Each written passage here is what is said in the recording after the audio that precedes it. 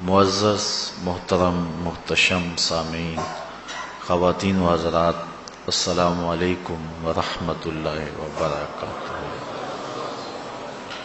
رسول رحمت نبی مکرم صلی اللہ علیہ وآلہ وسلم کا ایک فرمان آپ کے سامنے پڑھنے کی سعادت حاصل کی ہے۔ حضور نبی رحمت صلی اللہ علیہ وسلم نے ارشاد فرمایا، سبعۃ یظلھم اللہ تعالی فی ظلہ یوم لا ظل الا ظلہ۔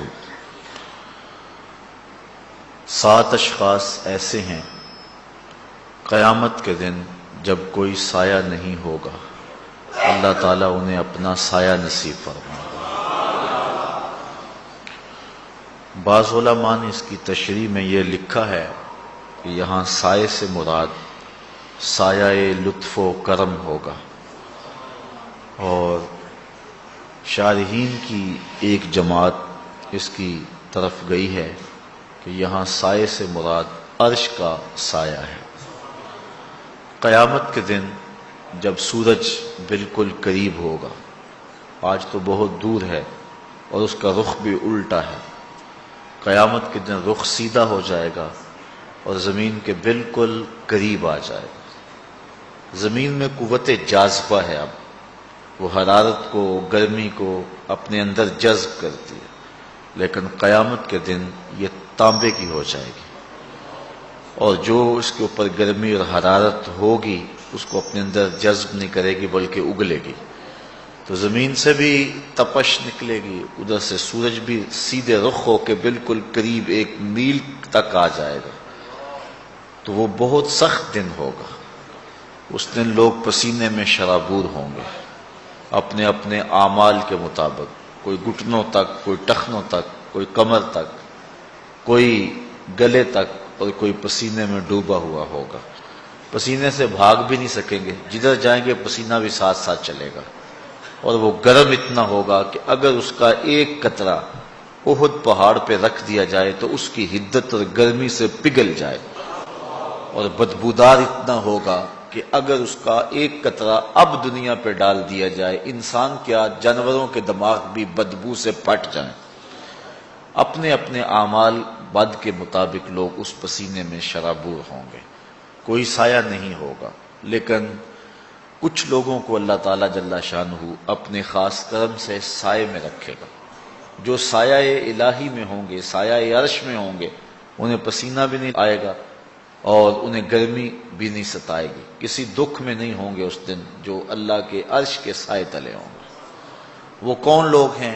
حضور نے اس حدیث کے اندر، جو امام بخاری نے بھی، امام مسلم نے بھی، امام ابن ماجہ نے بھی اور دیگر ائمہ نے اپنی اپنی اسناد کے ساتھ اس کو روایت کیا ہے، 7 اشخاص کا حضور نے تذکرہ فرمایا کہ جب کوئی سایہ نہیں ہوگا، زمین تانبے کی ہوگی، سورج سیدھے رخ ہوگا اور قریب ہوگا، لوگ پسینے میں شرابور ہوں گے۔ یوم یفر المرء من اخیہ و امہ و ابیہ، اس دن باپ بیٹے سے اور بیٹا باپ سے بھاگے گا، بیوی شوہر سے اور شوہر بیوی سے بھاگے گی، اس دن ماں اپنے بیٹے کو چھوڑ کے بھاگے گی، بڑا سخت دن ہوگا۔ الاخلاء یومئذ بعضهم لبعض عدو الا المتقین، گہرے اور گوڑے دوست اس دن ایک دوسرے کے دشمن بن جائیں گے، بڑا سخت دن ہوگا، اللہ پورے قہر و جلال میں ہوگا۔ تو اس دن جب کہ ہر شخص تھر تھر کانپ رہا ہوگا، 7 اشخاص ایسے ہیں جنہیں اللہ اپنے عرش کا ٹھنڈا سایہ عطا فرمائے گا۔ وہ 7 اشخاص کون ہیں؟ پہلا شخص امام عادل، عادل حکمران، جو عدل و انصاف کے ساتھ امور سلطنت سر انجام دے۔ اسلام ہم سے عدل کا تقاضا کرتا ہے، اور اگر آپ اسلام کا کوئی دوسرا نام پوچھیں تو دوسرا نام نظام عدل ہوگا۔ اسلام عدل کی تلقین کرتا ہے اور عدل کا درس اور سبق دیتا ہے۔ آقا کریم علیہ السلام نے فرمایا کہ جب کوئی سایہ نہیں ہوگا تو امام عادل، عادل حکمران عرش الہی کے سائے تلے ہوگا۔ کسی بزرگ کا قول ہے کہ قوائم الدنیا 4، دنیا کے پائے 4 ہیں، 4 لوگوں کی وجہ سے دنیا قائم ہے، بعدل العمراء وبسخاوت الاغنیاء وبعلم العلماء وبدعاء الفقراء۔ 4 چیزوں سے دنیا قائم ہے، حکمرانوں کے عدل سے، علماء کے علم سے، اغنیاء کی سخاوت سے اور فقیروں کی دعاؤں سے۔ الملک یدوم بالکفر، ایک عربی کا مقولہ ہے، الملک یدوم بالکفر ولا یدوم بالظلم۔ ملک کفر سے تو قائم رہ سکتے ہیں لیکن ظلم سے قائم نہیں رہتے۔ جب کسی علاقے میں، کسی بستی میں، کسی شہر میں، کسی ملک میں، کسی گھر میں جب ظلم کا آغاز ہو جائے تو گھر اجڑ جاتے ہیں، ملک، شہر اور بستیاں برباد ہو جاتی ہیں۔ تو عدل کا درس دیا گیا، عدل کا حکم دیا گیا، انصاف کا سبق پڑھایا گیا۔ اس امت کو درس ہی یہی دیا گیا کہ تم نے عدل کرنا ہے، اگرچہ وہ قریبی رشتہ دار ہی تمہارا کیوں نہ ہو۔ تو عدل کرنے والا حکمران اللہ کی رحمتوں کا سایہ ہے۔ جو عادل حکمران ہے وہ اللہ کا خلیفہ ہے، اور جو ظالم حکمران ہے وہ شیطان کا خلیفہ ہے۔ عدل سے ہی معاشرے میں سکون ہوتا ہے۔ اب عدل کیا ہے؟ انصاف کسے کہتے ہیں؟ ہر چیز اپنی ٹھیک جگہ پہ ہو، جو اس کا مقام ہے اس کو وہ دیا جائے، اس کو عدل کہتے ہیں۔ اور کوئی شے اپنے اصل مقام سے ہٹے تو اس کو ظلم کہتے ہیں۔ وضع الشیء فی غیر محلہ، ظلم کی یہ تعریف ہے، کسی چیز کو اس کے غیر محل پہ رکھنا، جو اس کا ٹھکانہ نہیں ہے اس پہ اس کو رکھنا، یہ ظلم کہلاتا ہے۔ اور ہر شے اپنے مقام پہ ہو، اس کو عدل کہتے ہیں۔ عدل و انصاف کا ہمیں درس دیا گیا۔ آج جن حکمرانوں کے نام باقی ہیں اور زندہ ہیں، انہوں نے عدل سے معاشرے کے اندر امن پیدا کیا تھا، اور جو انصاف نہیں کرتے ان کا نام حرف غلط کی طرح مٹ جاتا ہے۔ دنیا کے اوپر کتنے حکمران آئے ہیں لیکن آج ان کا نام بھی نہیں ہے، لیکن نوشیروان کا نام آج بھی باقی ہے۔ عدل کے دم سے اس کا نام آج بھی احترام سے لیا جاتا ہے۔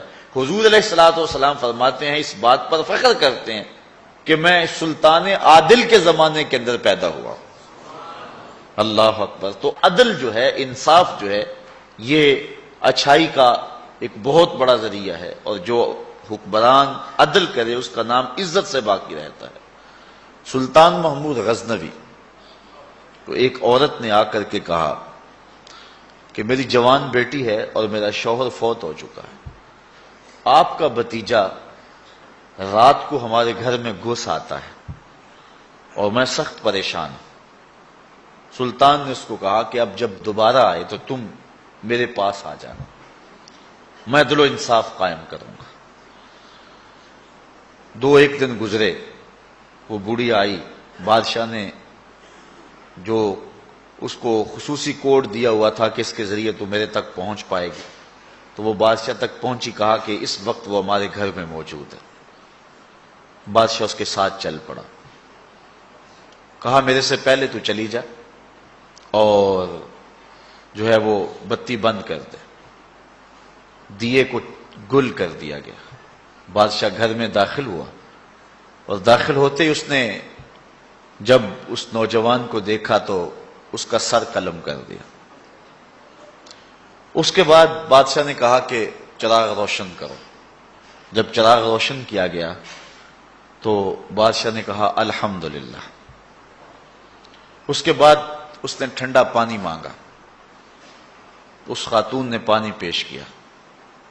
بادشاہ واپس پلٹنے لگا تو اس خاتون نے کہا کہ میں یہ پوچھنا چاہتی ہوں کہ آپ نے پہلے چراغ بند کیا، پھر چراغ جلوایا، پھر الحمدللہ کہا، پھر پانی طلب کیا، اس کی کیا وجہ تھی؟ بادشاہ نے کہا جو راز ہے وہ راز ہی رہے تو ٹھیک ہے۔ کہا نہیں، تمہیں بتانا ہوگا۔ بڑھیا نے ضد کی تو بادشاہ نے بتایا۔ کہا جب تم نے کہا تھا کہ آپ کا نالائق بھتیجا ہمارے گھر میں گھس آتا ہے اور میری بیٹی گھر میں جوان ہے، تو میں اس لیے چراغ کو گل کیا تھا کہ عدل قائم کرتے ہوئے میرے دل میں کوئی رحم پیدا نہ ہو۔ اپنے جوان بھتیجے کو قتل کرنا تماشا تو نہیں ہے، مجھے بھائی کا چہرہ سامنے آ جائے گا اور ایسا نہ ہو کہ میں عدل کو قائم کرتے ہوئے جو ہے وہ رک جاؤں اور عدل قائم کرنے میں دقت محسوس کروں، اس لیے میں نے چراغ کو بجھا لیا تاکہ میں عدل کے تقاضوں کو پورا کر سکوں۔ کہا پھر آپ نے جب چراغ جلوایا تو پھر آپ نے الحمدللہ کیوں پڑھا؟ کہا میں اس دن سے پریشان تھا کہ میرا خون اتنا گندا ہو گیا کہ ایک غریب بیوہ کے گھر میں میرا بھتیجا جا کے گھس جاتا ہے، لیکن جب میں نے چراغ جلوایا دیکھا وہ میرا بھتیجا نہیں تھا، کوئی اور تھا، ہمارا صرف نام استعمال کرتا تھا۔ تو کہا پھر آپ نے پانی کیوں پیا؟ کہا بڑھیا یہ راز رہنے دو، دو باتیں میں نے بتا دی، یہ نہ ہی پوچھو۔ بڑھیا نے ضد کی تو بادشاہ نے کہا سنو، جس دن سے تم نے کہا تھا کہ آپ کا بھتیجا ہمارے گھر میں گھس آتا ہے، اس دن سے نہ میں نے کچھ کھایا ہے نہ کچھ پیا ہے۔ میں نے کہا تھا جب تک ظالم کو اس کے انجام تک نہیں پہنچا دیتا اتنی دیر تک کچھ کھاؤں گا اور کچھ پیوں گا بھی نہیں، تو اب میں نے ظالم کو انجام تک پہنچا دیا تو تیرے گھر میں دو گھونٹ تو میرا حق بنتا تھا، اس لیے میں نے پانی پیا ہے۔ آج ان کا اگر نام باقی ہے، آج ان کے اگر تذکرے زندہ ہیں تو اس لیے کہ انہوں نے عدل و انصاف کے ضابطوں کو پورا کیا۔ اور حضور علیہ السلام نے فرمایا 7 اشخاص قیامت کے دن عرش الہی کا سایہ پائیں گے، ان میں سے ایک شخص وہ ہے جس نے عدل کیا۔ امام عادل، عادل امام، جو عادل امام ہے، بادشاہ حکمران عادل ہے، منصف ہے، اس کے لیے علماء نے کہا ہمیشہ دعا کرنی چاہیے زندگی کی، اللہ اسے لمبی زندگی عطا فرمائے۔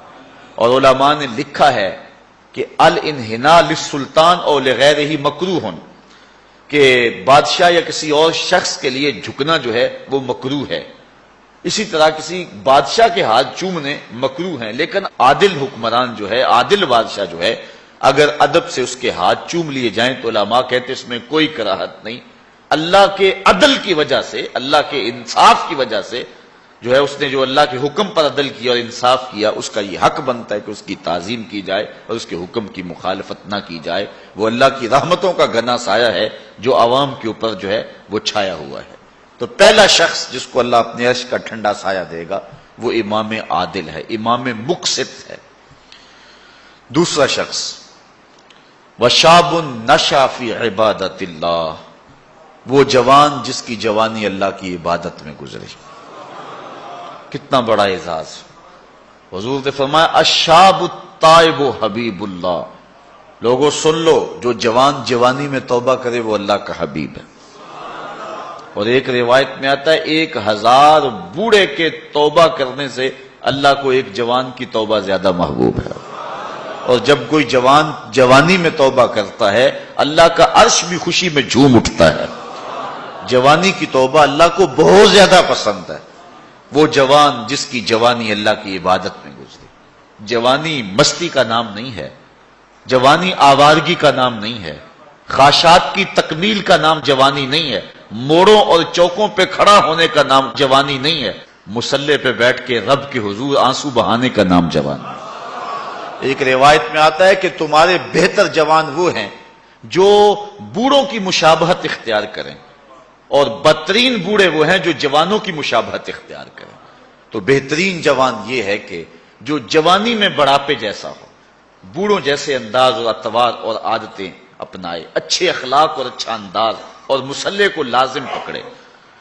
وشاب نشأ فی عبادت اللہ، وہ جوان جس کی جوانی اللہ کی عبادت میں گزری۔ شب و روز، میں نے کل بھی کہا تھا کہ بڑھاپے کے اندر نیک اعمال کرنا بہت بڑی بات ہے، بہت بڑی سعادت ہے کہ بڑھاپے کے اندر نیک اعمال کیے جائیں، لیکن عبادت کا جو لطف جوانی میں ہے وہ بڑھاپے میں نہیں ہے۔ اللہ اکبر! اللہ تعالیٰ جل شانہ جوان کی توبہ کو پسند کرتا ہے، وہ جوان جو اللہ کی عبادت میں ہو۔ وشاب نشأ فی عبادت اللہ، وہ جوان جس کی جوانی اللہ کی عبادت میں گزری۔ اب عبادت کا مفہوم بہت وسیع ہے۔ ویسے بہترین عبادت نماز ہے، بہترین عبادت الصلاۃ نماز ہے، اور حضور نے اس کو اپنی آنکھوں کی ٹھنڈک قرار دیا۔ لیکن صرف عبادت کا مفہوم نماز تک ہی نہیں ہے، عبادت کا مفہوم بہت وسعت والا ہے۔ ساری زندگی اللہ کی رضا میں گزار دینا، اللہ کی مرضی کے مطابق زندگی گزار دینا، یہ عبادت ہے۔ اللہ اکبر۔ بعض نے کہا کہ بس اس کی رضا میں اپنے آپ کو گم کر دینا عبادت۔ غلام کو عبد کہتے ہیں نا، اور عبد وہ ہوتا ہے جو اپنے آقا کی مرضی میں اپنی مرضی کو گم کر دے۔ کوئی شخص کسی غلام کو خریدنے گیا نا منڈی میں، جب غلام بکتے تھے، فروخت ہوتے تھے، تو جا کے ایک غلام سو پسند آیا، تو اس نے جب اس کا سودا کیا تو غلام سے پوچھتا ہے تمہارا نام کیا ہے؟ تو غلام کہتا ہے میرا نام کوئی نہیں ہے، جو رکھیں گے وہی میرا نام ہوگا۔ جب غلام ہے تو پھر اس کی اپنی مرضی ختم ہوگی۔ تو ہم اللہ کے غلام ہیں، اللہ کے بندے ہیں، تو بندگی کا حق یہ ہے، اللہ اکبر، کہ ہم سر سے لے کر پاؤں تک اس کے ہو جائیں۔ تیرے ہندیاں سندیاں محبوبہ، میں کافر ہوواں جے میں ہوواں۔ اپنی ذات کو تو فنا کرنا ہے، اپنی ذات کو تو قربان کرنا ہے۔ وہ جوان جس کی جوانی کے حسین ایام، جس کی جوانی کے خوبصورت لمحے جبکہ بانکپن تھا، جبکہ خواہشات کا ہجوم تھا، جبکہ تمنائیں اپنے عروج پہ تھیں، لیکن اس نے سب کچھ اپنے رب کے لیے قربان کر دیا۔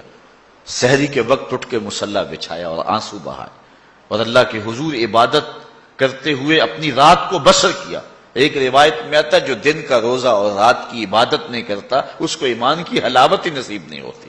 ایمان کی ایک حلاوت ہے، ایمان کی ایک مٹھاس ہے، ایمان کا ایک مزہ ہے، ایک سرور ہے۔ وہ کس کو نصیب ہوگا؟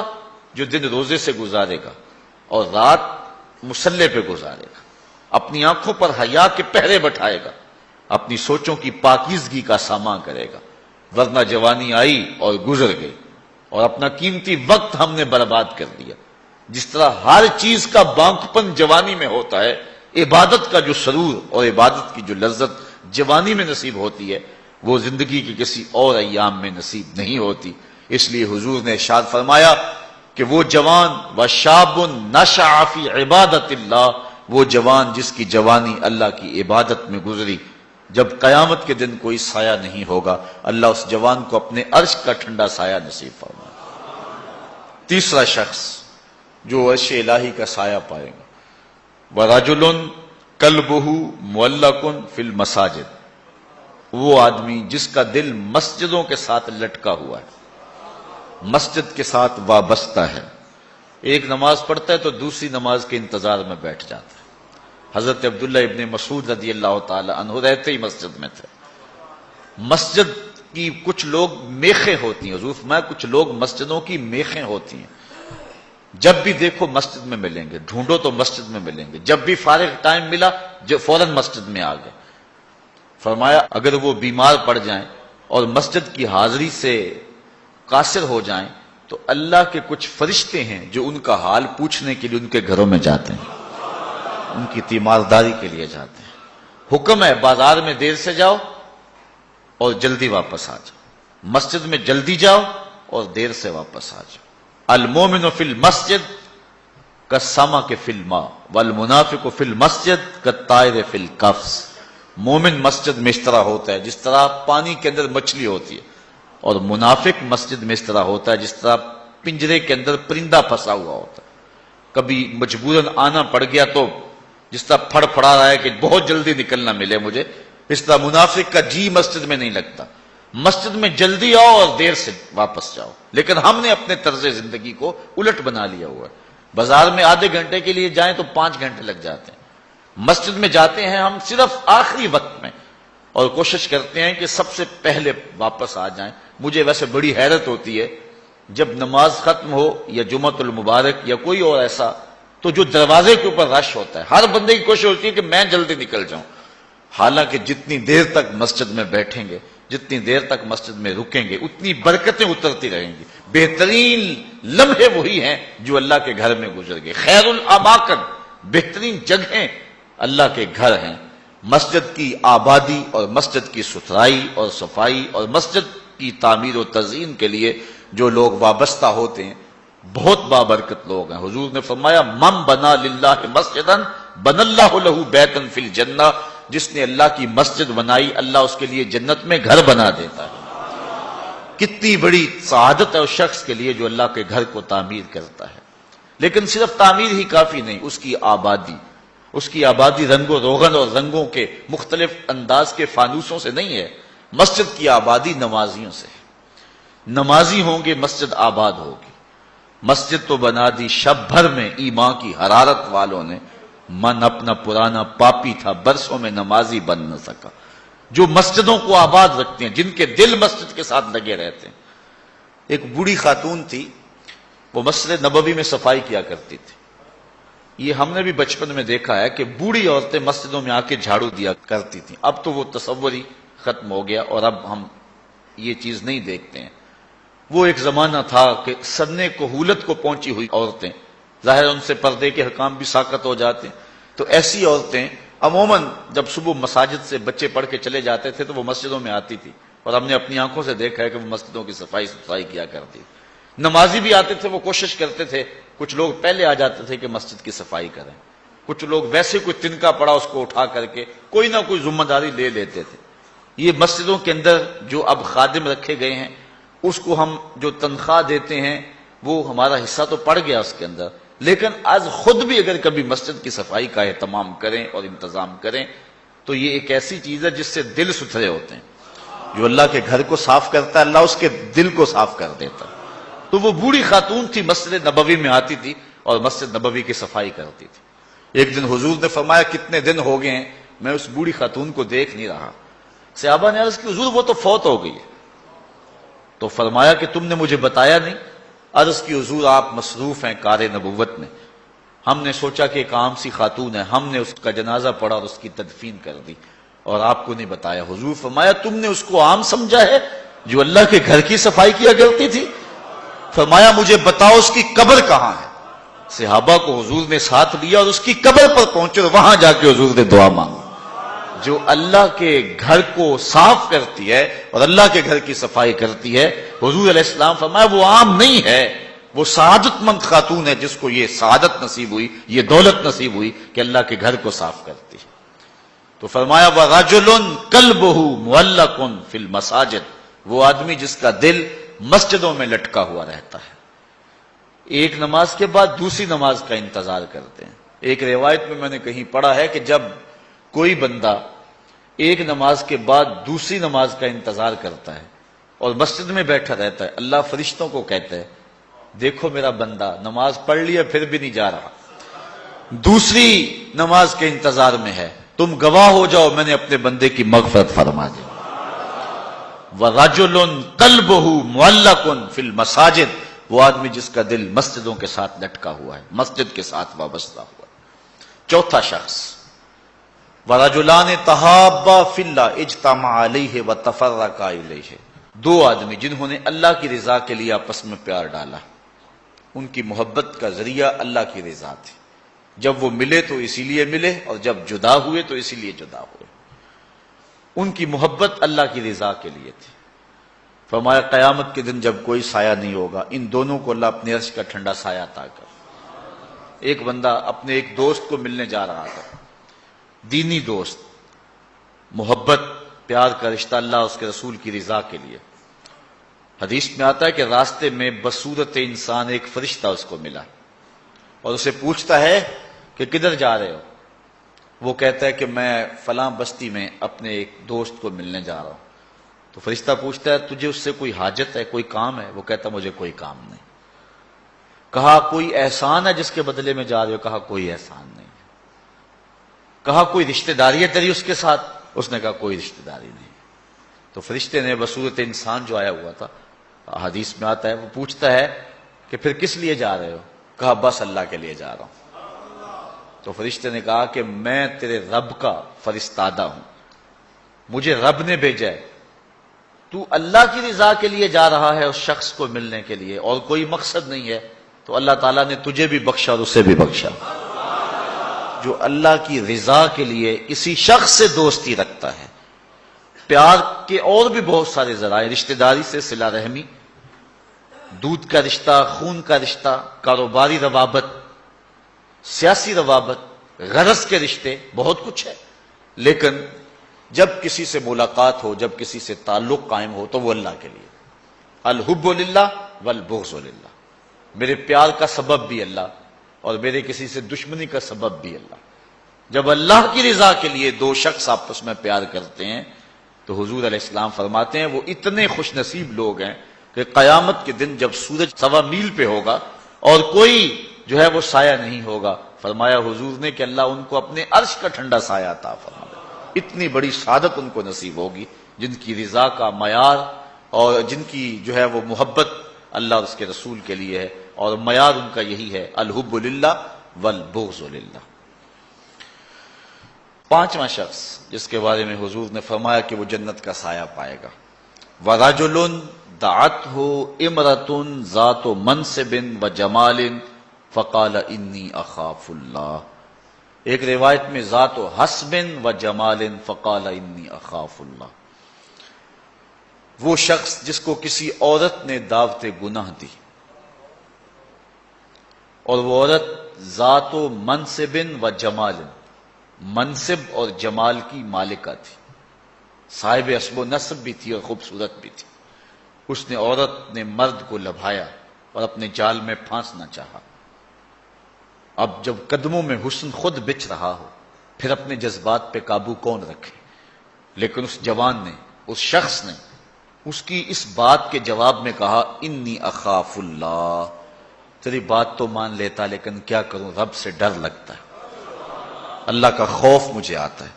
حضور فرمایا وہ شخص جس نے یہ کہہ کے قدموں میں بچتے ہوئے حسن کی اس پیشکش کو مسترد کر دیا، کل قیامت کے دن جب کوئی سایہ نہیں ہوگا اللہ اسے اپنے عرش کا ٹھنڈا سایہ عطا فرمائے۔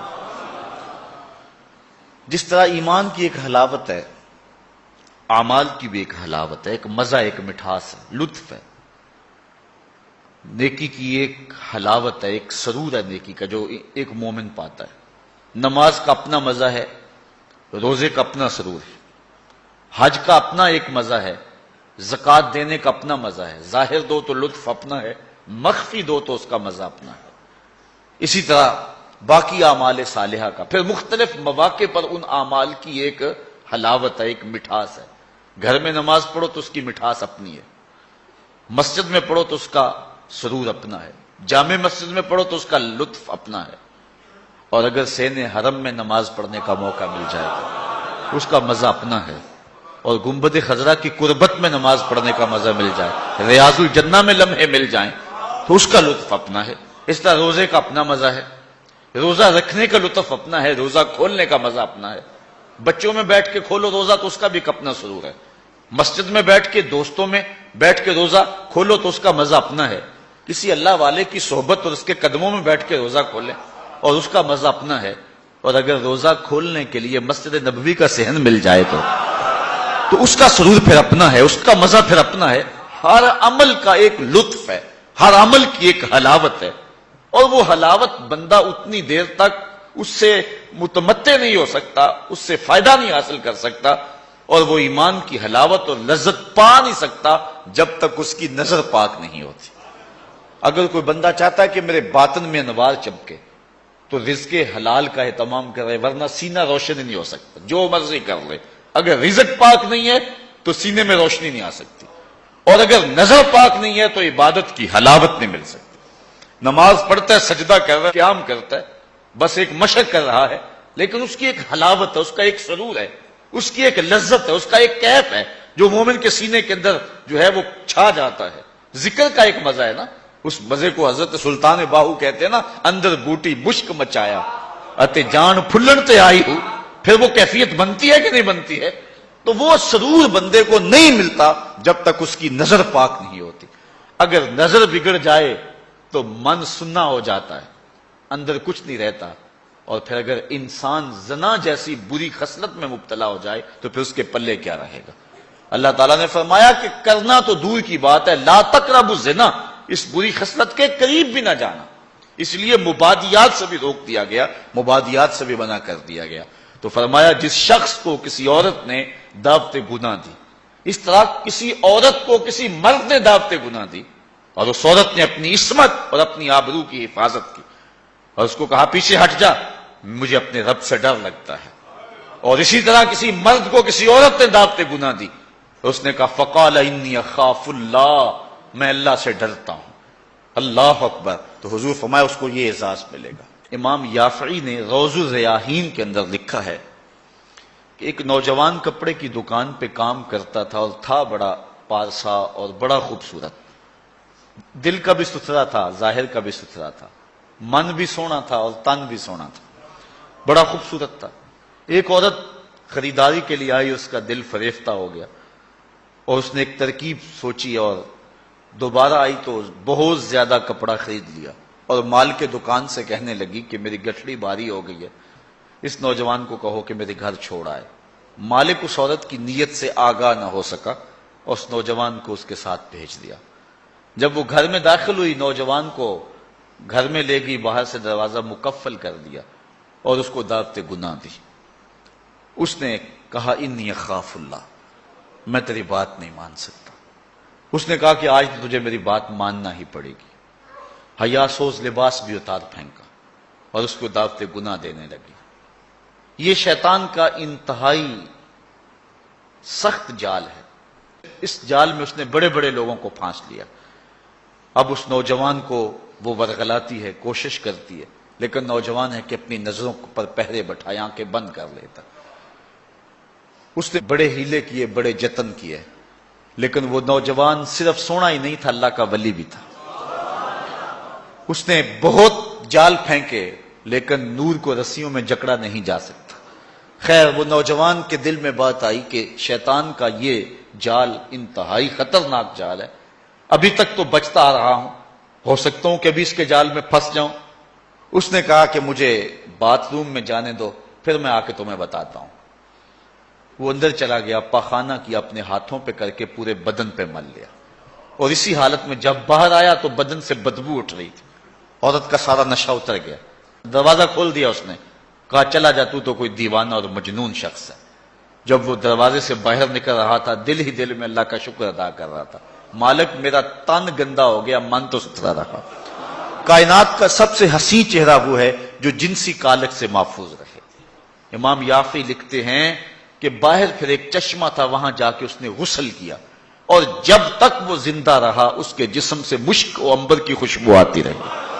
اب جب وہ فوت ہو گیا، لوگوں نے دفن کر دیا، یہ خوشبو اس کی قبر کی مٹی سے بھی آیا کرتی تھی۔ یہ اعزاز دیا اللہ نے، اس کو یہ تکریم دی۔ بعض روایت میں اس کا نام مغیرہ بتایا گیا ہے کہ لوگوں نے اس کا نام مغیرہ مشکی رکھ دیا کہ وہ مغیرہ جس کے بدن سے خوشبو آتی۔ تو فرمایا وہ شخص جس کو کسی عورت نے دعوت گناہ دی اور اس نے یہ کہہ کے قدموں میں بچھتے ہوئے حسن کی پیشکش کو ٹھکرا دیا، فرمایا کل قیامت کے دن جب کوئی سایہ نہیں ہوگا، اللہ اس جوان کو اپنی عرش کا ٹھنڈا سایہ نصیب فرمائے گا۔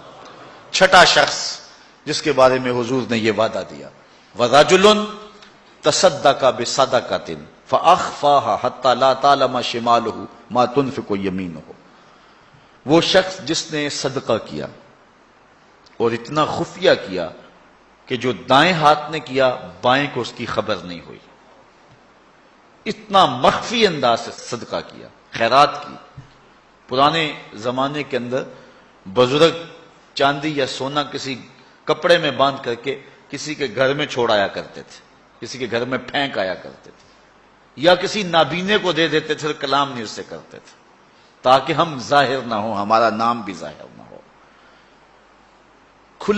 کھلا صدقہ کرنا اس کی ممانعت نہیں ہے، اس کا بھی اجر ہے اگر ریاکاری کی نیت دل کے کسی گوشے میں نہ ہو۔ لیکن یہ بات ذہن میں رکھیں کہ ریاکاری کی چالیں بہت باریک ہیں، بہت باریک، براہیمی نظر لیکن بڑی مشکل سے ملتی ہے، ہوس چھپ چھپ کے سینوں میں بنا لیتی ہے تصویر۔ جو ریاکاری کی چالیں ہیں وہ کالے پتھر پر کالے رنگ کی چونٹی چلے تو جس طرح وہ نظر نہیں آتی ہے، اس طرح ریاکاری کی چالیں بھی اتنی ہی باریک ہے، بہت باریک ہے۔ تو انسان کے اندر ریاکاری پیدا ہو جاتی ہے۔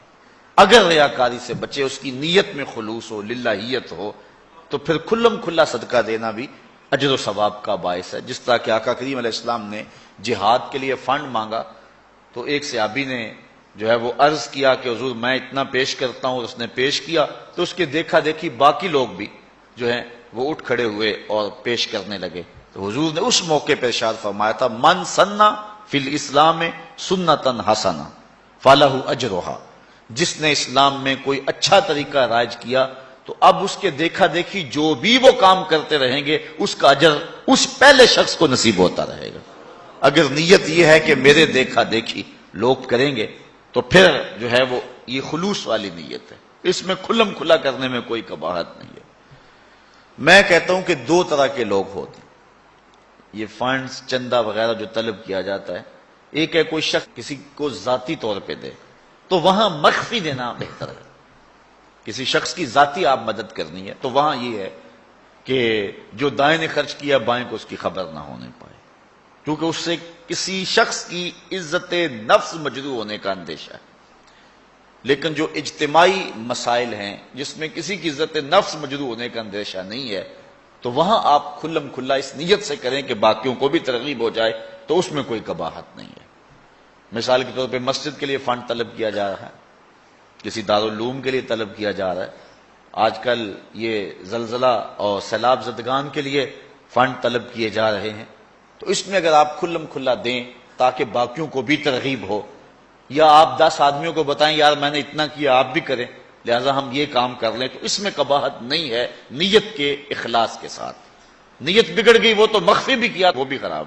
تو بات یہ ہے کہ صدقہ ظاہر کیا جائے یا صدقہ مخفی کیا جائے دونوں بابرکت ہیں، لیکن ان میں افضل یہ ہے کہ انسان مخفی کرے۔ اور حضور فرماتے ہیں وَرَجُلٌ تَصَدَّقَ بِصَدَقَةٍ فَأَخْفَاهَا، کہ وہ شخص جس نے صدقہ کیا اور صدقہ اتنا مخفی کیا حتیٰ لا تعلم شمالہ ما تنفق یمینہ، جو دائیں نے کیا بائیں کو اس کا پتہ نہ چلا، دائیں ہاتھ کے صدقے کا بائیں ہاتھ کو پتہ نہ چلا، اس کو خبر نہ ہوئی۔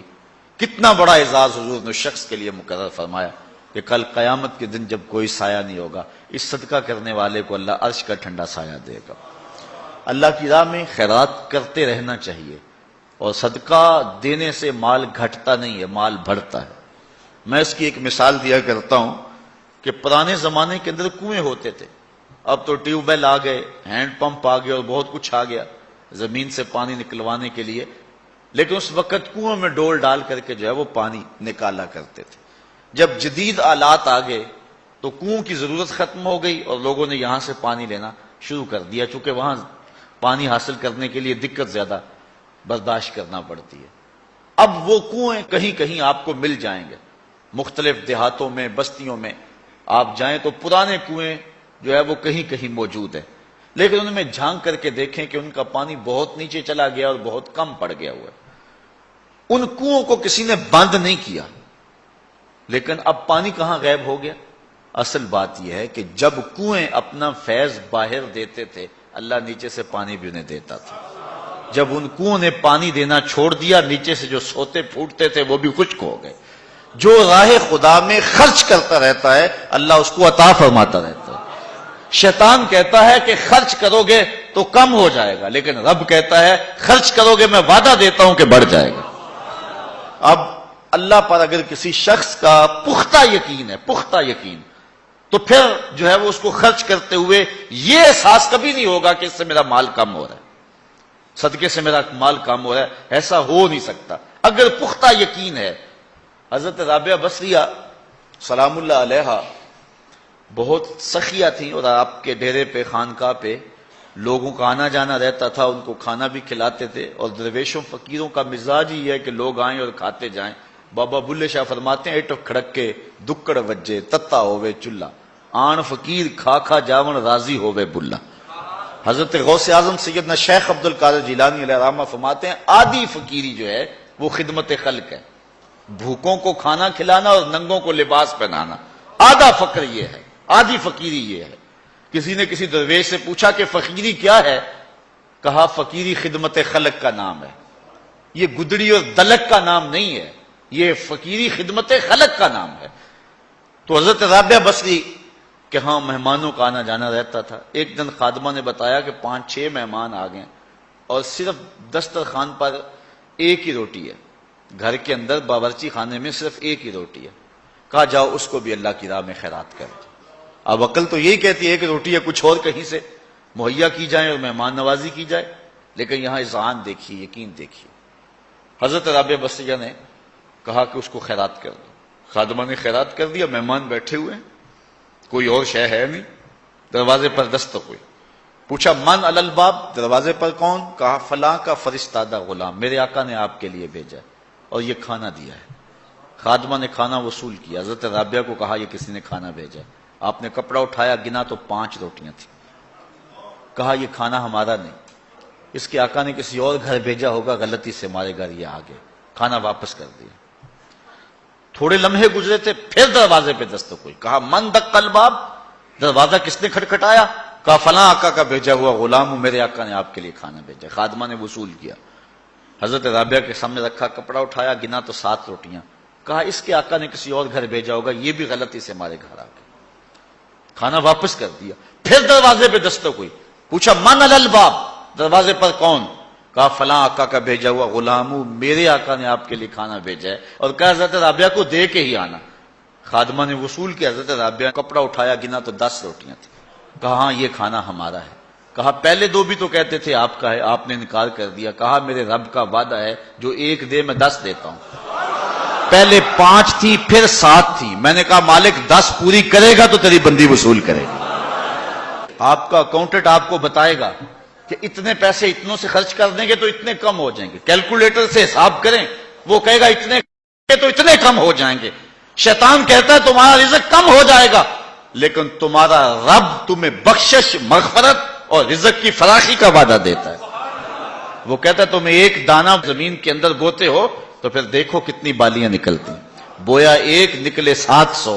کہا جو رب 1 کو 700 بنا دیتا ہے تمہارے دیے کو کئی گنا نہیں بنا سکتا، اس لیے اس کی راہ میں خیرات کرو، پھر دیکھنا تمہارا مال کیسے بڑھتا چلا جاتا ہے۔ اللہ اکبر۔ تو کہا وہ شخص جس نے صدقہ دیا اور اتنا مخفی دیا کہ جو دائیں نے خرچ کیا بائیں کو اس کی خبر نہ ہو۔ اور 7واں شخص، خوش نصیب شخص، اللہ ہمارے اندر یہ سارے وصف پیدا کر دے۔ اللہ اکبر۔ ایک شخص نے اپنی بیوی کو طلاق دے دی، یہ دیکھیے یقین علماء کا، ہمارے بزرگوں کا، اپنی بیوی کو طلاق دے دی، اور طلاق کن لفظوں سے دی کہ اگر میں جنتی نہیں ہوں تو تجھے طلاق ہے، اگر میں جنتی نہیں ہوں تو تجھے طلاق ہے۔ تو اب علماء سے پوچھا کہ طلاق ہوئی ہے یا نہیں ہوئی؟ علماء کہنے لگے ہم نہیں بتا سکتے، چونکہ طلاق کو معلق کیا گیا، تو اب ہمیں تو نہیں پتا کہ تو جنتی ہے یا نہیں ہے، اب ہم اس کے بارے میں کوئی رائے نہیں دے سکتے۔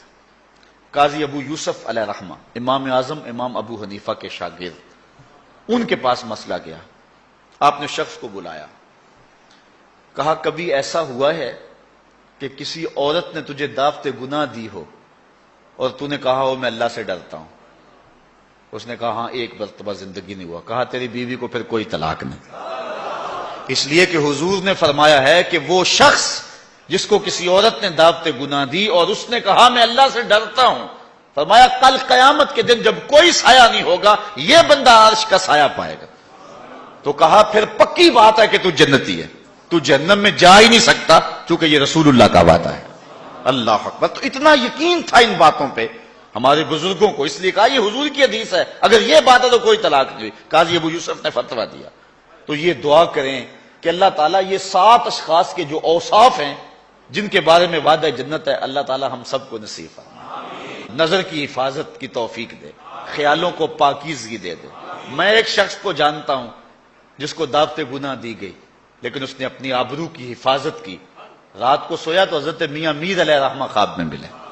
اللہ اکبر۔ اور آپ نے فرمایا تجھے مبارک ہو، تو نے سنت یوسفی ادا کی ہے۔ کیسا حسن تھا، کیسا جمال تھا جناب یوسف کا، لیکن آپ دیکھیے قرآن پڑھیے، سورہ یوسف اٹھائیے، ایسے تو مرتبے نہیں ملے ہیں، کیسے کمال ہیں ان لوگوں کے، اپنی آرزوؤں پر کیسے پہرے بٹھائے ہیں، اور کس طرح اپنی خواہشات کے آگے بند باندھے ان لوگوں نے۔ جب 7 دروازے مکفل کر دیے اور حضرت یوسف علیہ السلام کو زلیخا کہتی ہے تلک، اب تو آ جاؤ نا، اب تو کوئی نہیں دیکھ رہا، اور موٹا کپڑا ڈال دیا اس بت کے اوپر جو وہاں اس نے اپنے کمرے میں رکھا ہوا تھا۔ حضرت یوسف علیہ السلام بولے کالا معاذ اللہ، تو موٹا کپڑا ڈال کے اپنے خدا سے چھپ گئی ہے، میرا خدا تو 7ویں کوٹڑی میں بھی دیکھ رہا ہے۔ اور پھر اتنی روشنی برسی، اتنے اجالے برسے، گناہ کیا، گناہ کا تصور بھی محال ہو۔ تو 7واں شخص جس کے بارے میں حضور نے فرمایا وَرَجُلٌ ذکر اللہ خالیا ففاضت عیناہ، وہ شخص جس نے تنہائی میں اللہ کا ذکر کیا، کوئی دیکھنے والا نہیں تھا، ریا کا شائبہ بھی نہیں تھا، تنہا بیٹھا ہوا تھا، سحری کا وقت تھا، مصلی بچھا ہوا تھا، اور وہ اللہ کا ذکر کرنے لگا، پھر ذکر کا سرور من میں اترنے لگا، پھر کیا ہوا؟ ففاضت عیناہ، خوف خدا کی وجہ سے اس کی آنکھ میں آنسو آ گئے، اللہ کی یاد میں، اللہ کے ذکر میں رونے لگا۔ حضور فرمایا کل قیامت کے دن جب کوئی سایہ نہیں ہوگا، اس ذاکر کو اللہ اپنے عرش کا ٹھنڈا سایہ نصیب فرمائے۔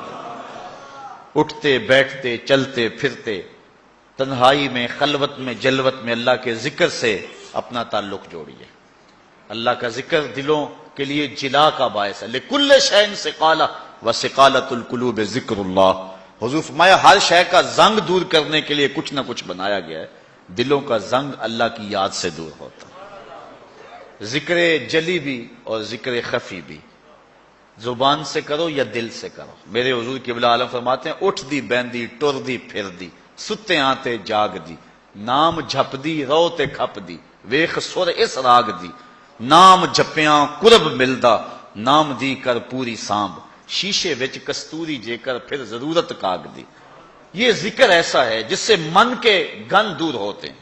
اور میں نے کسی روایت میں پڑھا ہے، کسی بزرگ کا قول، کہ جب کوئی بندہ ایک مرتبہ زبان سے اللہ کہتا ہے، اللہ اس کی طرف نظر رحمت سے دیکھتا ہے، اور جب اللہ کسی بندے کی طرف نظر رحمت سے دیکھ لے اس کے 70 گنا جل کے راکھ ہو جاتا ہے، اور جس کو اللہ نظر رحمت سے دیکھتا ہے پھر اس کو عذاب نہیں دے گا۔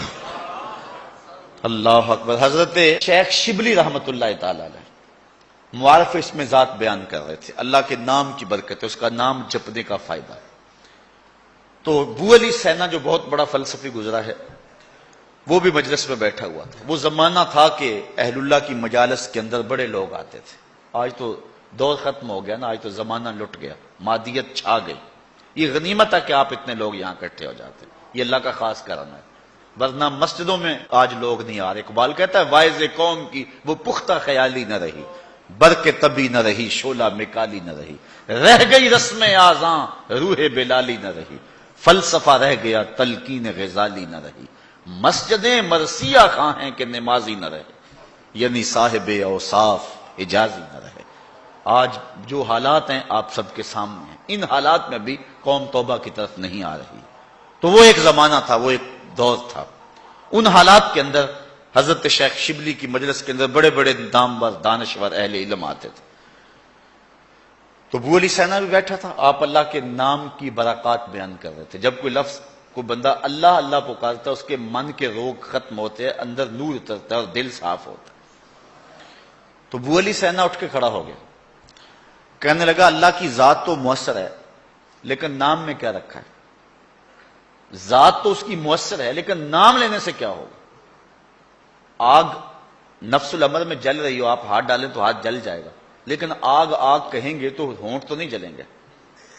برف آپ جو ہے وہ اس کو ہاتھ لگائیں گے تو ہاتھ ٹھنڈا ہوگا، لیکن اگر زبان سے 100 مرتبہ بھی برف برف کہتے رہیں یا کاغذ کے اوپر لفظ برف لکھ دیں تو نہ کاغذ گیلا ہوگا نہ ٹھنڈا ہوگا۔ اس نے کہا ذات تو مؤثر ہے، نام میں کیا رکھا ہے؟ ہمارے فلسفی ہر چیز کی 4 شکلیں مانتے، کہتے ایک ہی مؤثر ہے باقی 3 مؤثر نہیں ہیں، ایک ہی حقیقی ہے باقی اعتباری ہیں۔ تو یہ بات جو ہے وہ شیخ شبلی کو ابو علی سینا نے کہی کہ ذات تو مؤثر ہے مانتا ہوں لیکن نام میں کیا رکھا ہے؟ حضرت شیخ شبلی نے دلائل دیے لیکن ابو علی سینا آگے سے بحث کرتا رہا۔ شیخ شبلی سمجھ گئے کہ یہ ماننے کو نہیں ہے، آپ نے بحث کو چھوڑا۔ اللہ والے لمبی بات سے نہیں کرتے، بات میں سادہ و آزادہ، معانی میں دقیق۔ اقبال نے کہا کہ سیدھی سیدھی بات کرتے ہیں، اور کرتے ہیں منہ سے نکلتی ہے از دل خیزت بس دل ریزت، دل سے نکلتی ہے دل میں جا کے گرتی۔ بزرگوں کا طریقہ سادہ سادہ ہوتا ہے، بہت لمبی گفتگو نہیں ہے، بس سیدھی سیدھی بات۔ تو جب بحث کا سلسلہ شروع ہونے لگا تو شیخ رک گئے اور پھر کہا ابو علی سینا میں تیرے سے کیا بحث کروں، تو گدھا ہے۔ اتنے لوگ اور اتنا بڑا فلسفی اور بڑے مجمع میں کہا تو گدھا ہے، رنگ سرخ ہو گیا غصے سے۔ حضرت مجھے گدھا کہا آپ نے؟ شیخ مسکرانے لگے، کہا دیکھا نا گدھے کے نام میں کتنا اثر ہے۔ کہ تیرا رنگ بدل گیا. کہا جب گدھے کے نام سے تیرے چہرے کا رنگ بدل جاتا ہے تو اللہ کے نام سے دل کا رنگ نہیں بدل سکتا. تو کہنے لگا حضرت میں مان گیا, میں تسلیم کر لیا. تو کہا وَرَجُلٌ ذَكَرَ اللَّهُ خَالِيًا, جس نے تنہائی میں بیٹھ کے اللہ کا نام لیا, اللہ کا ذکر کیا, پھر اس کے اثر اندر اترے, اندر بوٹی مشک مچایا اتے جاں پھلاں تے آئی, پھر کیفیت بدل گئی اندر کی. تو حضور نے ارشاد فرمایا کہ کل قیامت کے دن جب کوئی سایہ نہیں ہوگا اللہ کے ذاکر کو جو تنہائی میں بیٹھ کے اللہ کا ذکر کرتا ہے. تنہائی کی بات اس لیے کی کہ یہاں ریاکاری کا شائبہ نہیں ہے, محض اللہ کے لیے, کسی کے دکھلانے کے لیے نہیں ہے. مسجد نبوی میں ایک بندہ بیٹھ کے گردن جھکا کے ذکر کر رہا تھا. حضرت عمر نے جا کے پیچھے سے گردن پکڑ لی. یا صاحب العنق ماذا تصنع, اے گردن والے کیا کر رہا ہے, ہمیں دکھا رہا ہے. تو ریاکاری اللہ کو پسند نہیں ہے. تو اگر تنہائی میں بیٹھ کے کسی نے اللہ کا ذکر کیا اور ذکر کرتے کرتے اس کی آنکھیں آنسوؤں کا خراج دینے لگی اور اللہ کی یاد میں رونے لگا بندہ, تو حضور فرمایا اتنا بڑا اعزاز اس کے لیے ہے قیامت کے دن جب گرمی برس رہی ہوگی اور سورج بالکل قریب اور سیدھے رخ پہ ہوگا, زمین تانبے کی ہوگی, لوگ پسینے میں شرابور ہوں گے, اللہ اس شخص کو جو یاد الہی میں رویا تھا اپنی عرش کا ٹھنڈا سایہ اس کے اوپر تان دے گا, اس کو برکتیں نصیب فرمائے گا. تو یہ 7 خوش نصیب ایسے لوگ ہیں کہ جن کو اللہ اپنی خاص کرم نوازیوں کا نور نصیب فرمائے گا. اللہ تعالیٰ کی بارگاہ میں پھر دعا ہے, اللہ تعالیٰ جل شانہ ہمیں یہ سعادتیں ہمارے اندر اتار دے اور ہم اس سے ڈرنے والے بھی ہوں, ذکر کرنے والے بھی ہوں, نظر خیال پہ پہرا بٹھانے والے بھی ہوں. اللہ کسی موقع پہ ہمیں منصب نصیب کر دے تو عدل کرنے والے بھی ہوں. اللہ تعالیٰ ہمیں ایک دوسرے سے محبت کرنے کی توفیق دے صرف اپنی رضا کے لیے. میں آپ سے پیار کروں تو اللہ کے لیے, کوئی غرض نہ ہو. آپ مجھ سے پیار کریں تو محض اللہ کے لیے, اللہ اس کے رسول کے لیے. الحب للہ والبغض للہ, یہی ہمارا جو ہے وہ سبب ہو ایک دوسرے کے ساتھ پیار کا. ہزاروں قومیں وجود میں آئیں دہر میں خشک و تر کے رشتے سے, ہم نے بنیاد دوستی رکھی یاد خیر البشر کے رشتے سے. محمد کی وساطت سے محبت تیری میری ہے, محمد کی وساطت سے محبت تیری میری ہے, محبت اصل ہے ان کی نہ تیری ہے نہ میری ہے. الحب للہ والبغض للہ. اور اللہ تعالیٰ ہر وہ سعادت, جوانوں جوانی بڑی تیزی کے ساتھ بیت رہی ہے, یہ لمحے دوبارہ نہیں آئیں گے. اور جو سن کہولت میں پہنچ گئے ہیں, بڑھاپے میں قدم رکھ چکے ہیں, انہیں یہ کہتا ہوں کہ جوان تو بڑھاپے کے انتظار میں ہیں, بوڑھو اب تم کس انتظار میں. ایک روایت میں آتا ہے اللہ بوڑھے کا عذر قبول نہیں کرے گا قیامت کے دن. بچہ اس لیے توبہ کو مؤخر کرتا ہے کہ میں نے جوان ہونا ہے, جوان اس لیے مؤخر کرتا ہے میں نے بوڑھا ہونا ہے. تو جب بندہ بوڑھا ہو جاتا ہے پھر وہ کس چیز کے انتظار میں ہوتا. ایک روایت میں آتا ہے کہ 3 اشخاص کو اللہ تعالیٰ نہ بخشے گا, نہ ان کی طرف نظر رحمت کرے گا, اور نہ ہی اللہ تعالیٰ انہیں پاک کرے گا. ان میں سے ایک وہ شخص ہے کہ جو بڑھاپے کے باوجود بدکاری نہیں چھوڑتا. اس بوڑھے شخص کی طرف قیامت کے دن اللہ نہ نظر رحمت سے دیکھے گا, نہ اس کا تزکیہ کرے گا اور نہ اس کی مغفرت فرمائے گا. تو جوانوں, بوڑھوں اور بچوں, اپنی زندگی کی حفاظت کرو, اللہ کی رحمتوں کا حصہ سمیٹنے کی کوشش کرو. آج کل تو موسم بھی رمضان کا ہے اور رحمت کی برکھا چھم چھم اتر رہی ہے. آئیے میں اور آپ سچی توبہ سے اور توبہ کے سچے آنسوؤں سے اپنے من کے سارے گند دھو ڈالیں. اس کی کرم نوازیاں اتنی عمیم ہیں.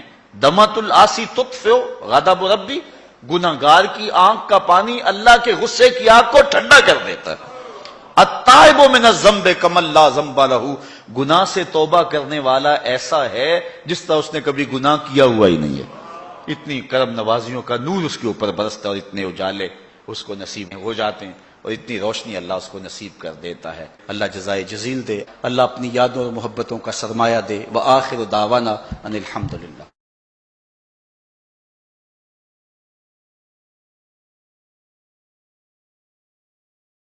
مالک دے در راکھی کر دے تے صابر بھکھے ننگے. مالک دے در ਦਰ ਰਾਖੀ ਕਰ ਦੇ। ਸਾਬਰ ਭੁੱਖੇ ਨੰਗੇ ਤੇ ਜੀਵਨ